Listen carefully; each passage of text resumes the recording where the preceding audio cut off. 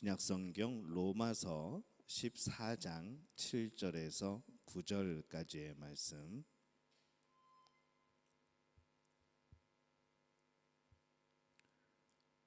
로마서 14장 7절에서 9절까지 우리 한 목소리로 함께 봉독하겠습니다.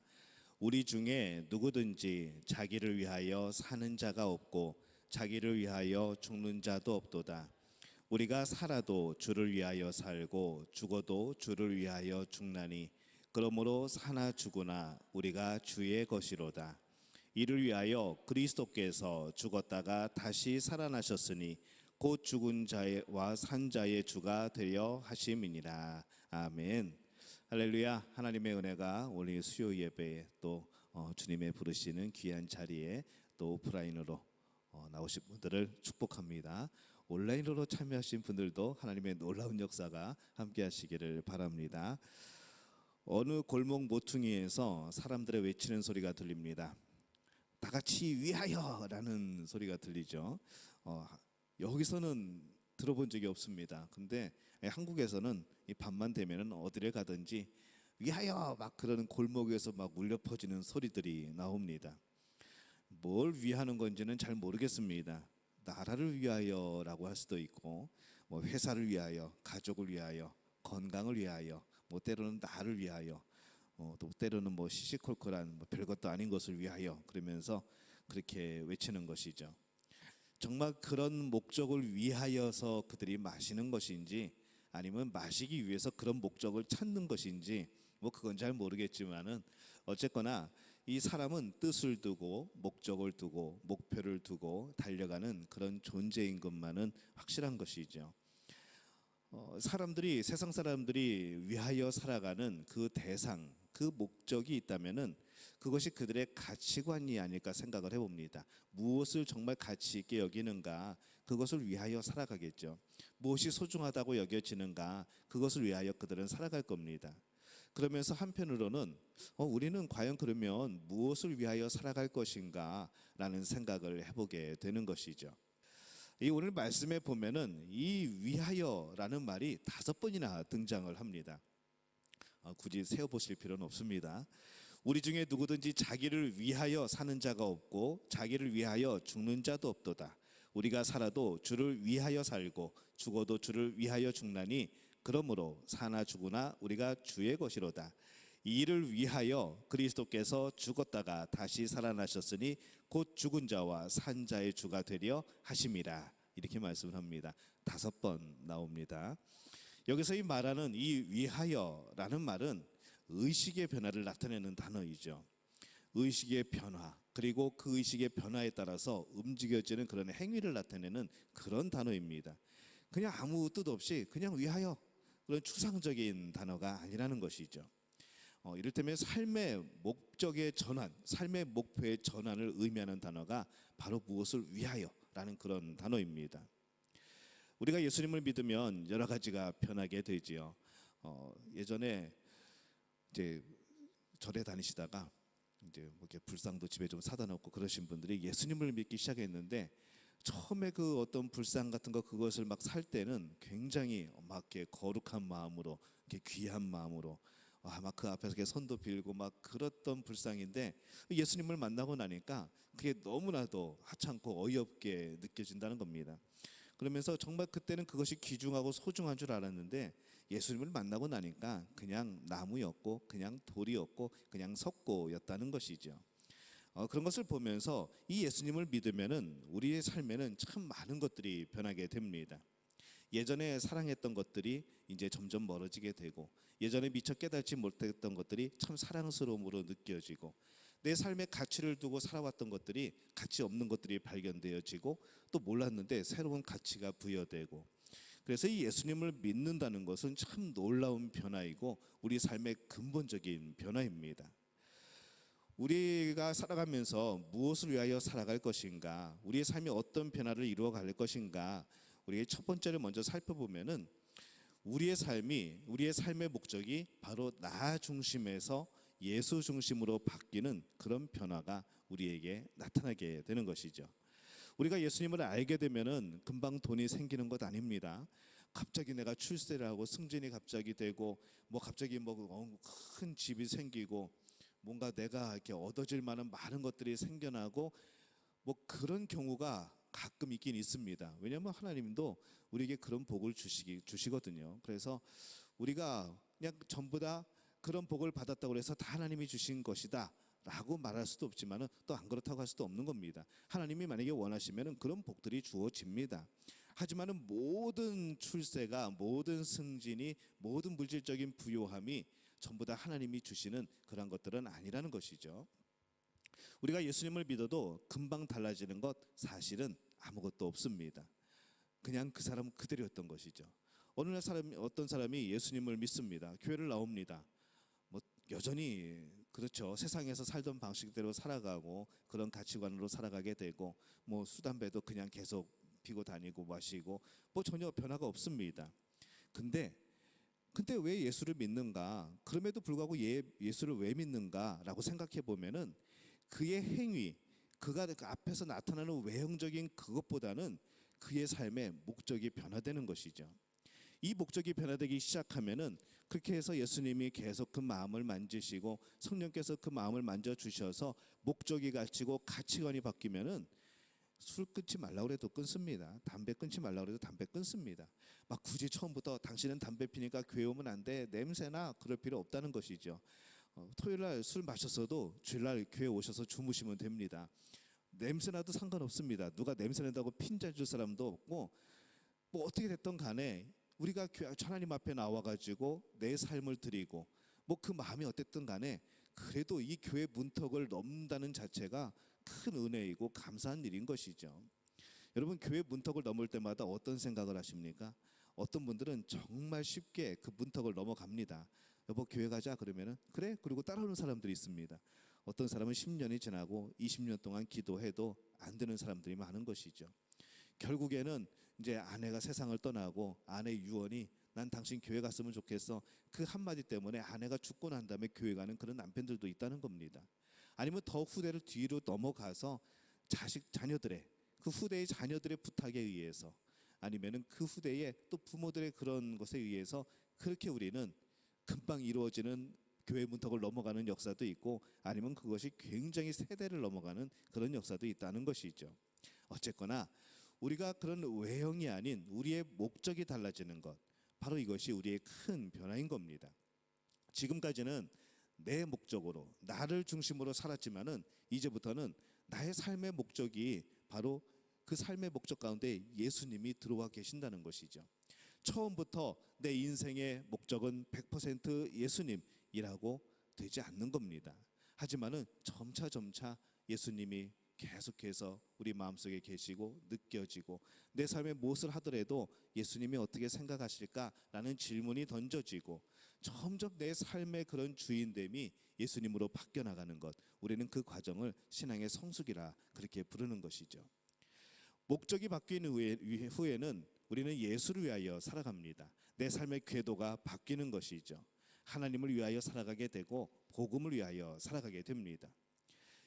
예수님 때문에 손해보는 게 많죠. 예수님 때문에 참아지는 것들이 많고, 예수님 때문에 인내해야 되는 것들이 많고, 또 예수님을 생각해서 고난을 받을 때도 있고, 이것이 바로 우리가 살아가는 위하여라는 신앙입니다. 변화된 삶, 목적이 바뀐 삶인 것이죠. 전에는 내 체면 때문에 참았고 내 인격 때문에 참았지만은 예수님을 만난 이후에는 이제 그런 것 때문에 참는 것이 아니라 예수님 때문에 참게 되는 겁니다. 예수님 때문에 지게 되는 것이고 예수님 때문에 손해를 보는 것이죠. 이 목적이 달라집니다.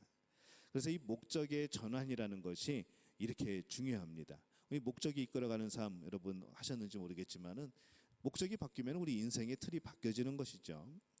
우리가 예수님을 만난 후에는 모든 관심, 우리의 목적, 우리의 뜻, 이것이 전부 다 예수님을 위하여서 그런 식으로 바뀌어야 되는 겁니다. 이것이 정상적인 신앙인의 발전하는 모습인 것이죠. 여러분은 어떻습니까? 삶의 목적이 예수 그리스도입니까? 아직도 우리는 바뀌어가고 있죠. 우리는 늘 내 삶의 목적은 예수님이라고, 나는 예수님을 위하여 살아간다고 말을 하지만은 정말 그렇게 우리가 100% 살아간다고 그러면은 뭐 이제 그 거짓말이죠. 우리도 늘 우리 마음속에서 그냥 내 자아가 막 튀어나오고, 예수님은 이렇게 원하시는 걸 내가 뻔히 알면서도 이번만큼은 잠깐만 좀 가만히 계십시오 그러면서 내 뜻대로 행할 때가 많다는 겁니다. 또 어떤 변화가 있을까요? 우리의 또 하나의 변화는 나 중심에서 이웃 중심으로 그 목적과 가치관이 변하는 겁니다. 사람들이 예수님을 모르게 될 때에는 내 자신이 목적이 되죠. 다른 사람이야 잘 살거나 못 살거나 그게 뭔 상관이 있습니까? 경쟁 사회에서, 이 적자 생존의 사회에서 나만 살아남으면 되는 것이고, 뭐 다른 사람이야 불이익을 입던 사업이 망하던 어쨌든 간에 상관없이 나만 잘 되면, 내 직장만 잘 되면, 내 사업만 잘 되면 그렇게 생각을 하게 되는 것이죠. 매사에 자기 중심이 되어집니다. 내가 있기 때문에 당신도 존재한다고 생각을 하는 것이죠. 그런 사고방식에 사로잡혀 있다 보니까는 굉장히 이기적이 되고 또 베풀 줄 모르는 그런 사람들이 되어버립니다. 근데 예수님을 알게 된 다음부터는, 목적이 바뀐 다음부터는 이제 나를 초월하는 의지가 생기죠. 우리가 하나님을 사랑하는 만큼 우리 이웃에 대한 사랑도 넓어집니다. 우리가 이웃을 사랑하게 되면은 거기서 그 가운데 임하시는 하나님의 사랑을 발견하게 되는 것이죠. 이웃 사랑과 하나님의 사랑이 만나는 지점이 어디라고 했을까요? 십자가라고 했습니다. 제가 이 말씀을 금요일에 했는지 수요일에 했는지 주일에 했는지 기억이 안 납니다. 하지만은 언젠가 했습니다. 하나님을 사랑하는 것과 이웃을 사랑하는 것의 만나는 중심점이 바로 십자가라는 겁니다. 우리가 이렇게 생각이 바뀌는 것이죠.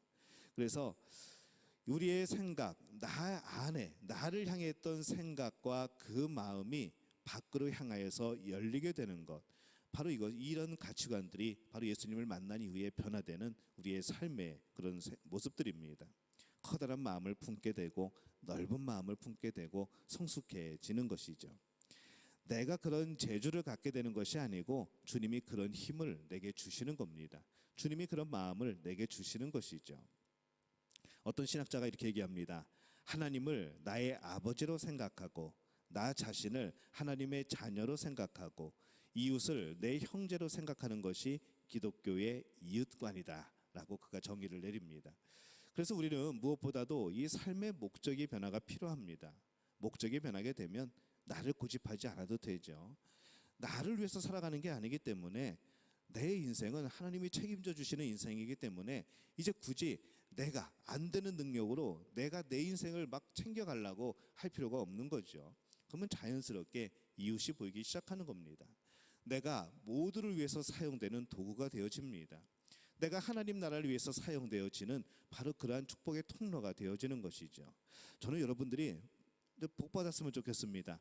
우리가 흔히 제일 좋아하는 복, 뭐 물질도 많이 생기고 좀 높은 자리에 올라가고 좀 풍요로워지고, 사실 지금도 풍요롭지만 더 풍요로워지고 좀 많이 남아서 성경금도 많이 내고 많이 남아서 이웃들도 좀 도와주고, 좀 그랬으면 얼마나 좋을까라는 생각도 해보면서 정말 여러분들에게 그런 일이 있었으면 좋겠습니다.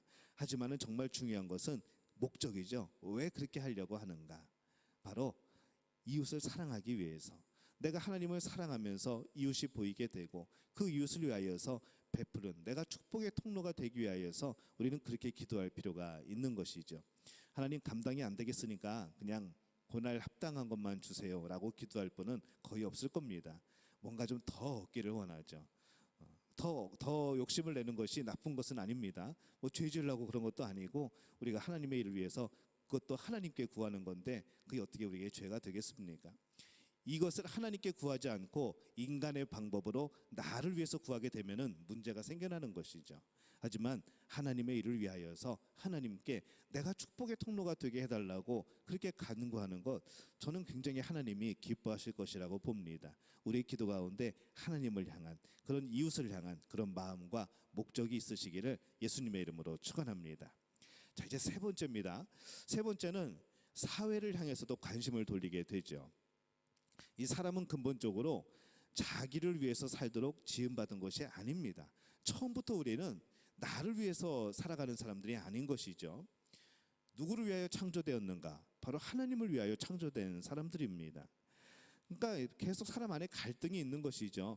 나를 위해서 살아가면서도 어느 순간에 내 인생을 보면서 뭔가 공허하죠. 이게 아닌데, 이렇게 살아가는 게 아닌데 뭔가 허전하고 공허하고, 그래서 내가 자아 실현을 안 해서 그런가, 내가 내 꿈을 못 이뤄서 그런가, 그러면서 꿈도 한번 다시 생각해보고, 이렇게 나중에 연세가 들어서도 난 이거 정말로 하고 싶어 그러면서 옛날에 어떤 드라마처럼 막 이렇게 발레도 해보고 막 그런 일들이 있는 것이죠. 근데 정말 그 안에 만족함이 생겨나는가? 그 모든 만족함은 우리가 하나님을 향하여서 우리의 인생을 살아갈 때 얻어지는 그런 만족감인 것이죠.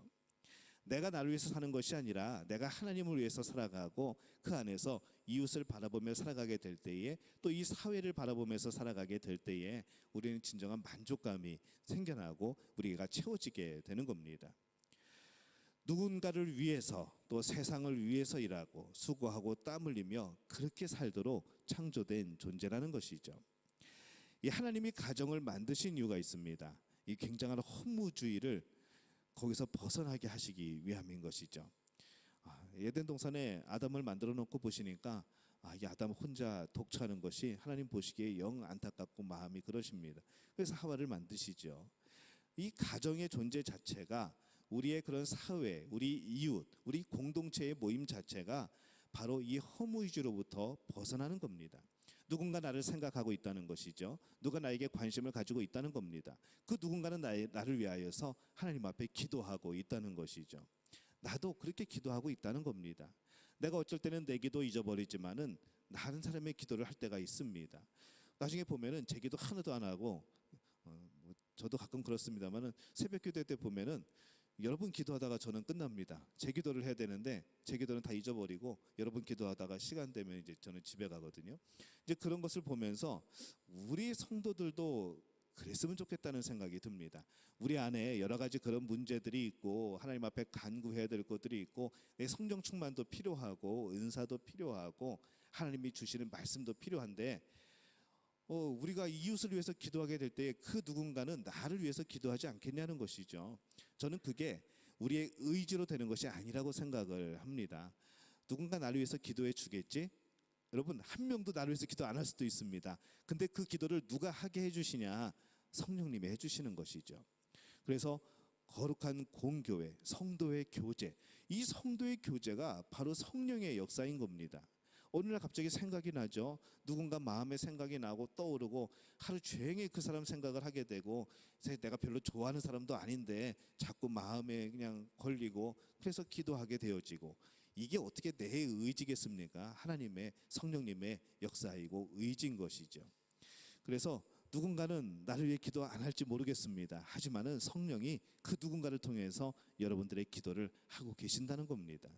그래서 저는 이 공동체라는 것이, 그래서 그 누구 하나 떨어져 있지 않고 그 이 공동체 안에 살아가야 되는 이유가 바로 그러한 이유인 것이죠.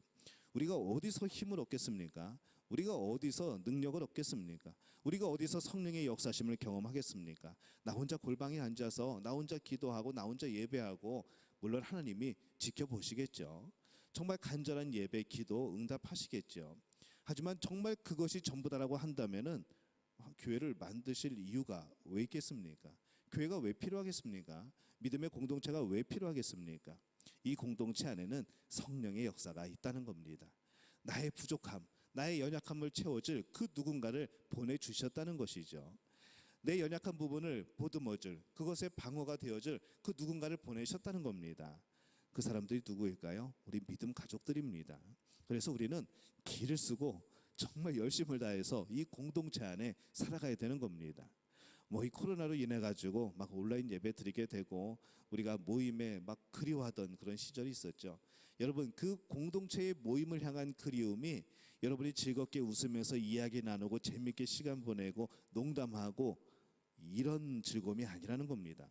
여러분에게 느껴졌던 그 허무함이 무엇인가 하면은, 여러분에게 느껴졌던 그 아쉬운 빈 채워지지 않는 그 마음이 뭔가 하면은 바로 이 공동체에 주시는 하나님의 은혜라는 것이죠. 만나지 못하면서 그걸 나눌 기회가 적어지고 그러면서 그것이 채워지지 못했다는 겁니다. 그러면서 우리는 서로를 위해서 더 열심히 기도했는가? 그렇지 못했다는 것이죠.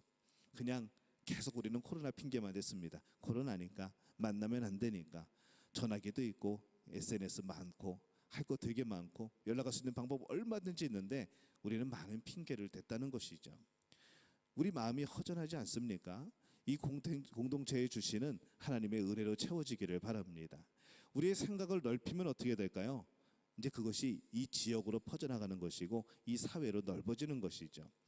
이 사회에 한 국가에 하나님의 뜻과 목적과 역사심이 있습니다.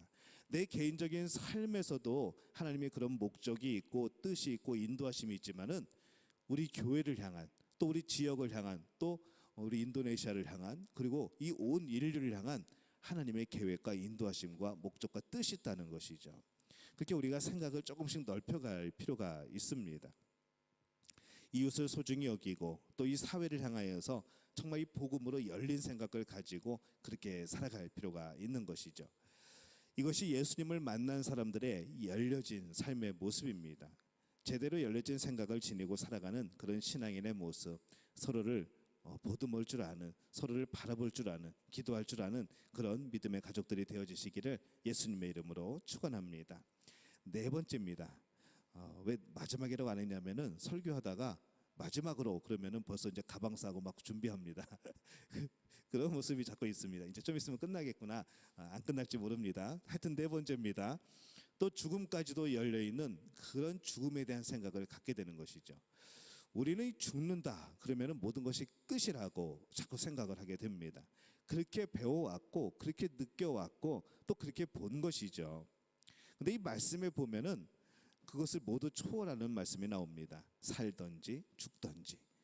삶은 사는 거고 죽음은 죽는 거다. 그것이 이 세상 사람들의 가치관입니다. 근데 성경은 뭐라고 하느냐? 살든지 죽든지. 이 안에 감추는 어감이 뭘까요? 내가 살아있든지 내가 죽든지 그게 뭐라는 겁니다. 아무런 의미 없다는 게 아니라 내가 살든지 내가 죽든지 나의 목적은 똑같다는 것이죠. 내가 살아가든지 내가 죽은 이후라든지 내가 바라보는 분은 한 분이라는 겁니다. 내가 이 세상에 살 때는 복음 위에서 예수님을 위하여 살아가고 이제 내가 죽으면은 그 예수님 앞에서 예수님을 찬양하며 살아갈 것이라는 것이죠. 사는 것도 죽는 것도 내 것이 아니라는 겁니다. 우리는 가끔 착각을 하죠. 살아있는 것 이거 내 것이라고 생각을 합니다. 죽음도 가끔 내 것이라고 생각하는 사람이 있습니다. 근데 아니죠. 살아있는 것, 죽는 것 이것은 내 것이 아니고 하나님의 것입니다. 본문에 보면은 자기를 위하여 사는 자가 없고 자기를 위하여 죽는 자도 없다라고 말씀을 하죠. 이 말은 예수님을 만난 사람은 죽음까지도 죽어지는 그런 죽음을 죽는 것이 아니고 죽는 죽음을 산다는 겁니다. 어감이 좀 다르죠. 죽어지는 인생을 살아가느냐, 죽어지는 죽음을 죽느냐, 아니면 죽는 죽음을 죽느냐. 이거를 만약에 중고등부 친구들이 얘기하면 못 알아들을 것 같은데, 죽어져 죽는 죽음은 값이 없는 죽음이라고 한다면은 내가 죽는 죽음은 변화된 사람이 목적을 위하여 죽는 것이 되는 것이죠. 내가 주를 위하여 죽는 겁니다. 그냥 때가 되어서 죽어지는 것이 아니라 내가 내 생명을 주 앞에 드려서 주께 영광을 돌리는 것이죠. 목적이 다른 겁니다. 그래서 그리스도인의 죽음은 죽어지는 죽음이 아니라 죽는 죽음을 죽어야 된다는 것이죠. 예수를 위하여 죽는 것이고 하나님을 위하여 죽는 것이고 복음을 위하여 죽는 겁니다. 이 마음이 있었기 때문에 이런 가치관이 있었기 때문에 우리 믿음의 우리 조상들은 순교한 것이죠. 우리 믿음의 선배들은 그 사형장에서 예수님을 고백하고 절대로 배신하지 않고 그렇게 목숨을 바친 겁니다. 바로 이런 믿음인 것이죠. 목적이 달라지니까 이 죽음도 아무것도 아니라는 겁니다. 이 8절에 보면은 우리는 사나 죽으나 우리가 다 주의 것이로다 했습니다. 이 말씀은 우리의 살고 죽는 문제는 나에게서 떠나서 하나님께 달려있다는 것이죠. 예전부터 풀리지 않는 질문이 하나 있습니다. 어떤 분들이 열심히 운동을 합니다. 운동을 하고 막 정말 힘차게 열심히 운동을 하고 건강을 위해서 살아가고 그럽니다. 그분들이 그렇게 살아가면은 정말 장수할 수 있을까요? 이 말씀처럼 이 우리의 살고 죽는 것이 하나님께 달려 있다고 한다면은 우리가 살다가 하나님이 정해놓으신 때가 되면은 하나님 앞으로 가는 것인데 우리가 막 열심히 운동하고 우리가 막 영양제 막 한 주먹씩 먹고 그러면 정말로 우리가 그 생명을 연장할 수 있는가? 라는 이 질문은 참 풀리지 않는 질문이기도 합니다. 여러분들은 어떻게 생각을 합니까? 이런 차원에서 저는 가끔 보게 되는 것이죠. 하나님이 주신 우리의 몸, 육체 이 세상을 살아가는 시간 동안 그 내가 관리해야 되는 것이 아닌가. 그래도 내가 좀 건강하게 잘 관리하여서 좀 하나님의 일을 할 수 있게, 하나님이 정해진 날까지 좀 건강하게 주의 일을 할 수 있게 그렇게 관리하는, 그러니까 내 몸도 하나님이 맡겨주신 것이라 생각하고 그렇게 살아가는 그런 개념이 아닌가라는 생각을 해보는 것이죠. 그래서 여러분, 운동할 때 목적이 바뀌어야 됩니다. 건강하기 위해서 운동을 하는데 왜 건강하려고 운동을 하는가? 하나님의 영광을 위해서, 하나님의 일을 더 하기 위해서. 내가 몸이 아파가지고 하나님의 일을 못할까봐 그것이 안타까워서 좀 더 영양제도 먹고 좀 더 운동도 하고 그렇게 살아가는 것이 우리의 운동하는 그런 모습이 아닌가 생각해 보는 것이죠. 그러면은 운동이 얼마나 은혜스러울까요? 나는 지금 하나님을 위해서 운동하는 겁니다. 벌써 운동의 생각이 달라지죠. 가치관이 달라지죠. 그래서 운동 많이 하시는 분들은 운동할 때마다 기도하고 운동하시기 바랍니다. 하나님의 영광을 위하여서, 이 몸 하나님께 드리기 위해서 하나님 운동 시작합니다. 하나님은 건강하게 해주세요. 더욱더 튼튼하게 해주세요. 여러분, 이런 기도가 얼마나 하나님 앞에 예쁜 기도가 되겠습니까? 내가 오늘부터 예수님을 믿겠습니다 라고 결단을 하면은 그 순간부터 이미 나는 내가 아닌 것이죠.